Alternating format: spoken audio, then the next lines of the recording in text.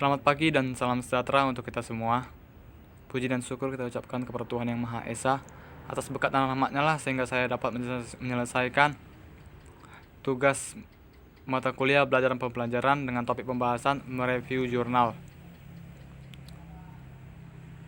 Baik, pada kesempatan di sini saya mereview jurnal dengan judul atau topik pembahasannya pengembangan pembelajaran berorientasi aktivitas siswa dan pengalaman guru. Perkenalkan terlebih dahulu, nama saya Lamsat Tuasihaan dengan NPM 210-522.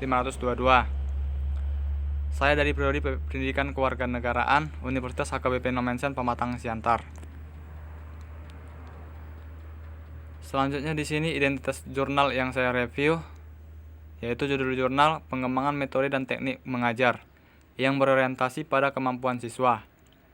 Nama jurnal, Jurnal Ilmiah Konseling. Volume dan halaman, volume 21 dan halaman 13-14.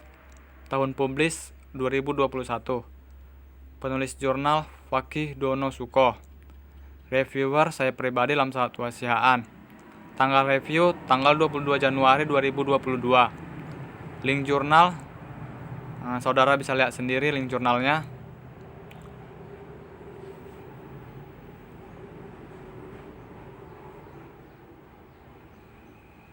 Baik, kita masuk kepada latar belakang. Proses pendidikan dan pengajaran sebagai fondasi utama dalam pemberdayaan sumber daya manusia, yaitu melalui upaya pengembangan peserta didik yang aktif dan kreatif, baik dari sisi kuantitas maupun sisi kualitas, merupakan sentral dan visi utama pendidikan dewasa ini. Proses yaitu student oriented dengan meninggalkan paradigma lama yang teacher oriented. Artinya, para tenaga pengajar harus bisa mempolakan bagaimana meningkatkan kreativitas siswa dalam berpikir. Arah pembelajaran yang lebih kompleks, tidak hanya satu arah, sehingga proses belajar mengajar berorientasi pada aktivitas dan kemampuan siswa. Pada review kali ini saya mengambil rumusan masalah. Yang pertama, bagaimana pelaksanaan pembelajaran berorientasi pada aktivitas siswa. Yang kedua, apa yang menjadi pengalaman guru dalam pembelajaran yang berorientasi pada aktivitas siswa atau PBAS. Tujuan penelitian. Pertama, untuk menjelaskan pembelajaran yang berorientasi pada aktivitas siswa. Kedua, untuk mengetahui apa yang menjadi pengalaman guru dalam pembelajaran yang berorientasi pada aktivitas siswa atau PBAS. Pembahasan. Untuk merealisasi paradigma baru pendidikan, maka proses pelaksanaan pembelajaran yang berdasarkan aktivitas siswa dapat melalui kegiatan pembelajaran yang multi arah, yaitu dengan metode listening, metode diskusi, studi lapangan atau metode field trip.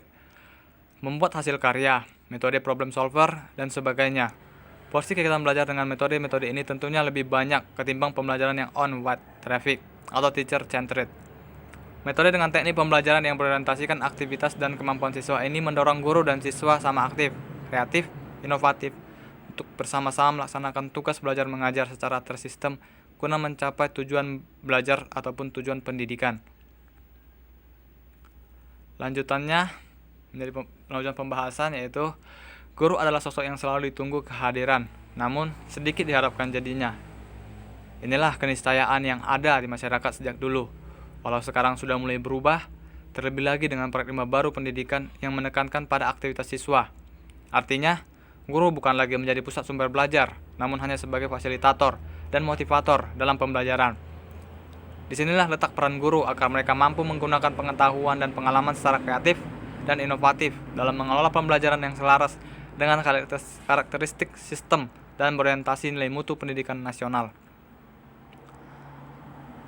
Kesimpulan dari review jurnal yang saya dapat rangkum, yaitu dalam pembelajaran yang berorientasi pada aktivitas siswa adalah peserta didik tidak dituntut untuk menguasai banyak iptek atau informasi, namun siswa dituntut untuk mampu mengaplikasikan dalam kehidupan real sesuai dengan paradigma baru pendidikan, yaitu siswa mampu menemukan kebermaknaan tentang bagaimana dia belajar, learn how to learn, bagaimana dia melakukan, learn to do, bagaimana dia beroperasi atau berprofesi, learn to be, bagaimana dia bisa hidup bersama lingkungannya, learn on how live together. Hal ini sejalan dengan tujuan pendidikan nasional, yaitu manusia yang bertakwa dan memiliki keterampilan, kecerdasan intelektual, kecerdasan emosional, di samping memiliki sikap budi luhur, maka pembelajaran yang berorientasi pada aktivitas siswa ini merupakan pendekatan yang sangat direkomendasikan. Lalu dalam review jurnal kali ini saya dapat mengambil kelebihan dalam jurnal tersebut. Yang pertama, dalam jurnal tersebut terdapat variabel-variabel yang sangat relevan dengan fenomena yang terjadi di dunia pendidikan saat ini. Yang kedua, data-data yang digunakan cenderung lengkap dan jelas, memiliki pembahasan yang rinci dan mudah dipahami. Di samping kelebihannya, ada juga kekurangan yang dapat saya tarik dan saya simpulkan. Kekurangan dari jurnal ini yaitu, jurnal ini masih belum mampu menjelaskan secara detail tentang proses penelitian serta metode yang digunakan. Lalu di sini saya juga memberikan saran terhadap jurnal tersebut. Saran yang dapat saya berikan yaitu pengalaman serta peran guru dalam penggunaan berbagai metode dan teknik mengajar juga merupakan hal yang penting dalam pembelajaran.